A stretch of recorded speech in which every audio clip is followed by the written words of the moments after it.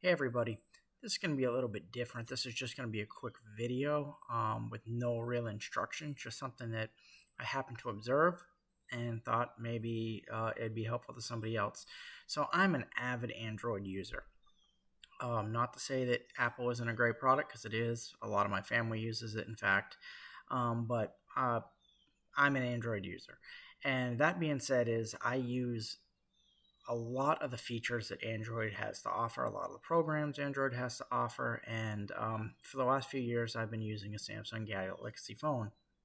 Now, it is an older phone because I have kids and they get all the new stuff and I get all the old stuff. So that's just the way it works out. However, recently my Galaxy phone has just been it just hasn't been working great. The battery gets too hot. It will not hold the charge.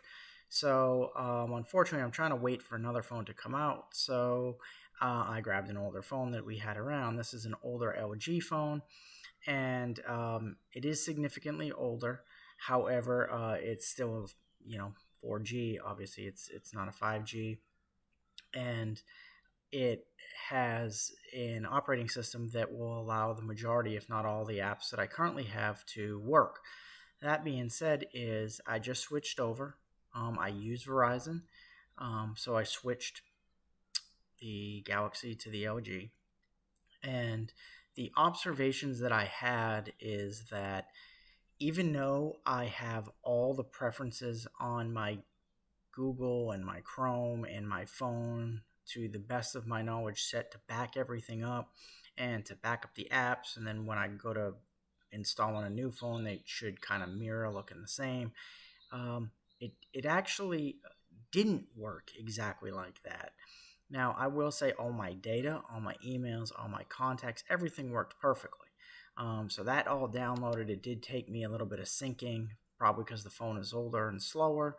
Um, but the thing that I most was disappointed in is that the apps didn't come over the way I expected them to. Now, in the past, I have changed phones and they work just fine.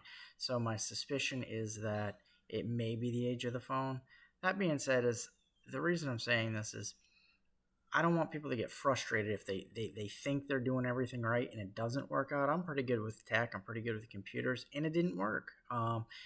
I can't say that it didn't all work. Some of the programs did download, some of the programs I did, but I needed to go into the Play Store and look through what I had installed on my old phone and try and replicate it.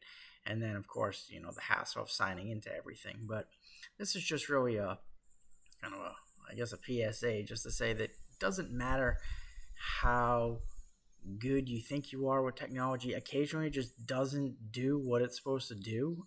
Is it Google's fault?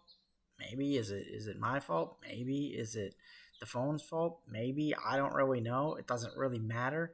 However, I've kind of wasted a few hours of today trying to get a slightly junky phone to work the way I needed to, and it's maybe coming over correctly. So, for all the people out there who get frustrated all the time with how do I get this thing to work, even people who deem themselves relatively decent at technology can go through frustrating periods where you just want to like throw it. So hopefully that helps.